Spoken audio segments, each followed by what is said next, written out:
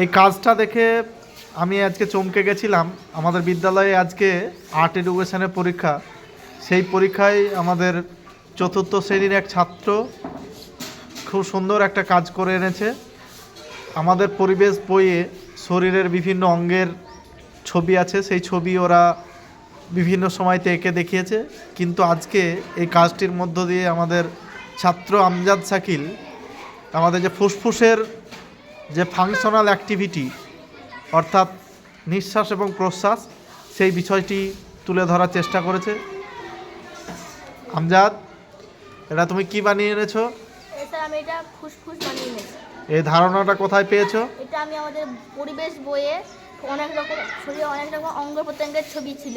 সেই অঙ্গ প্রত্যঙ্গের ছবি আমি ফুসফুসের ছবিতে এঁকেছি। আগেও এঁকেছিলাম, কিন্তু এবার আমি ফুসফুস এঁকেছি একটু অন্যভাবে। আমরা কীভাবে শ্বাস নিই এবং কীভাবে প্রশ্বাস নিই তা আমি ফুটিয়ে তোলার চেষ্টা করছি। খুব সুন্দর, সত্যিই তোমার কাজটা প্রশংসার দাবি রাখে।